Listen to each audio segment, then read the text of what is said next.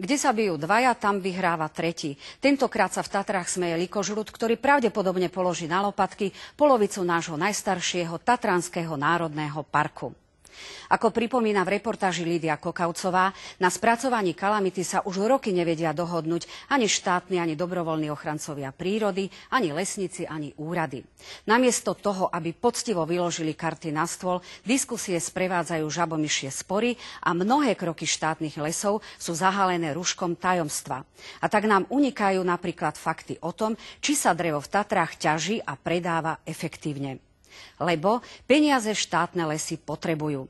Ak už nie na nič iné, tak aspoň na obnovu kalamitou postihnutých Tatier.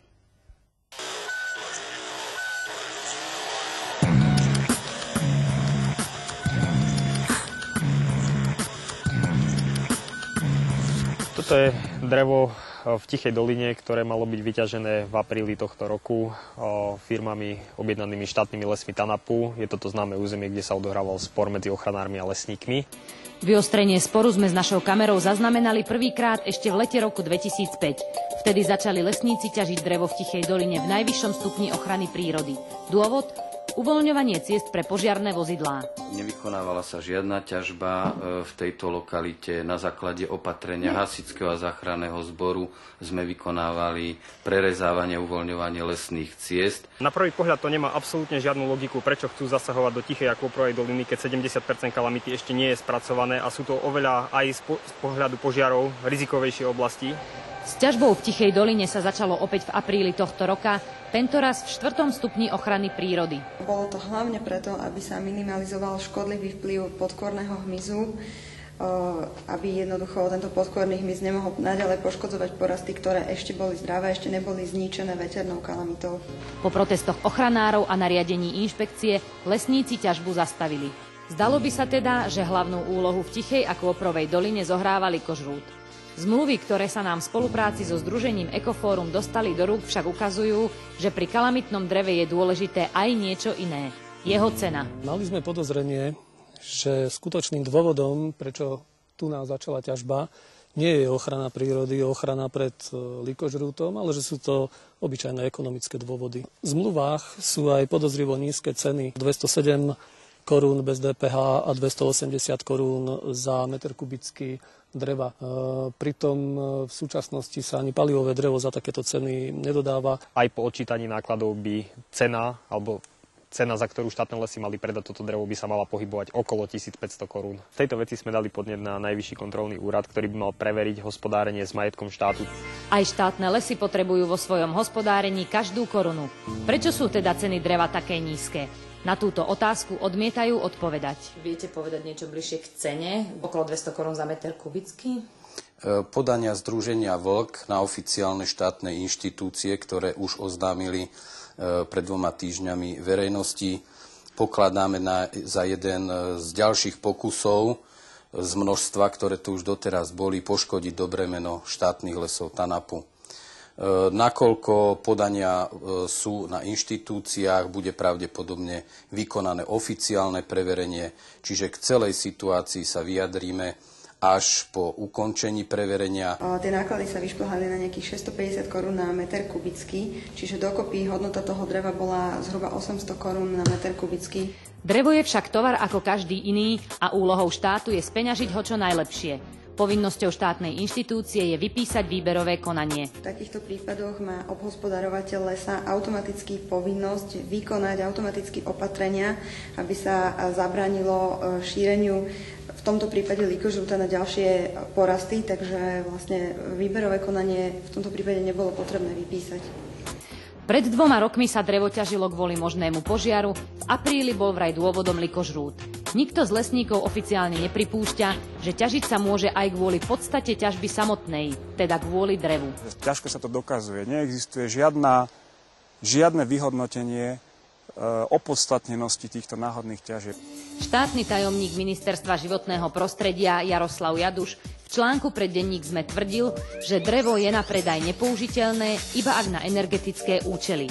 Ochranári nesúhlasia. Na každom sklade vidieť, že sú to kvalitná gulatina. Takisto majú lesníci jeden závažný rozpor vo svojich tvrdeniach celý čas argumentujú, presviečajú verejnosť, že tá ťažba prebieha kvôli ochrane pred likožrútom. Ale pozrite sa na zábery kamionov, ktoré odchádzajú z Tichej doliny, to je gulatina zbavená kôry. Vzhľadom na kvalitu, ako to drevo malo a na spôsob jeho ťažby, bola táto cena adekvátna. Toto drevo zatiaľ je len vysušené, nie je zhnité, nie je napadnuté hubami. Je v podstate veľmi kvalitné. Aké drevo je teda v Tichej doline? Zdravé? Aby jednoducho tento podkôrny hmyz nemohol naďalej poškodzovať porasty, ktoré ešte boli zdravé, ešte neboli zničené veternou kalamitou. Alebo nekvalitné? Vzhľadom na kvalitu, ako to drevo malo a na spôsob jeho ťažby, bola táto cena adekvátna. O niekoľko dní neskôr sme na to isté miesto zavolali obchodníka s drevom. Množstvo dreva sa viditeľne zmenšilo, čerstvé stopy po nákladnom aute dokazujú, že niekto mal záujem aj o zvyšky a prílovej ťažby. Dalo by sa spracovať buď čiastočne na nejaké piliarské výrezy, možno horšej kvality, prípadne spracovať ako vlákninové drevo. Pilčické práce mali by sa pohybovať nejako do 100 korún, možno do 150 v extrémnych situáciách. Náklady na približovanie dreva by sa mali pohybovať tak od tých 150 do 100 do 200 korún. Čiže výsledná cena tohto dreva vychádza po spočítaní všetkých nákladov okolo 600 korún za meter kubický. Áno. Za výsledných 600 korún za meter kubický sa v súčasnosti predáva len znehodnotené drevo na palivo. Vláknina stojí 800 až 1000 korún, guľatina na stavebné účely od 1600 korún vyššie. To kalamitné drevo sa kupuje podľa hrúdok a tej kvality okolo tých 1000-1200 korún za kubík. Trhová cena za kubík takéhoto dreva je teda minimálne o 400 korún vyššia, ako bola tá, za ktorú ho predali štátne lesy. Pre porovnanie, na náprotivnej strane štátnych pozemkov leží kalamitné drevo patriace urbáru obce Východná.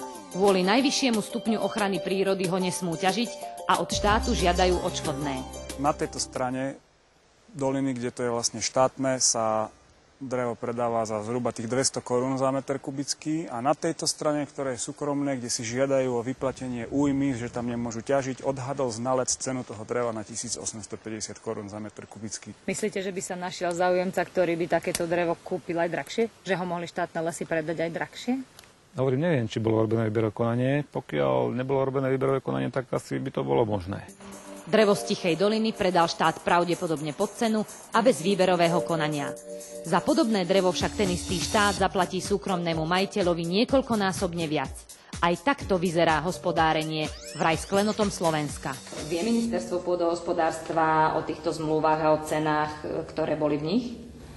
Štátne lesy majú povinnosť spravovať lesný majetok, ktorý je v ich pôsobnosti, teda lesný majetok štátu, ale nemajú povinnosť predkladať ministerstvu pôdohospodárstva konkrétne zmluvy a jednoducho toto svoje obchodovanie. Vy to vnímate ako diskreditáciu, nie ako oprávnenú kritiku zo strany občianskych združení?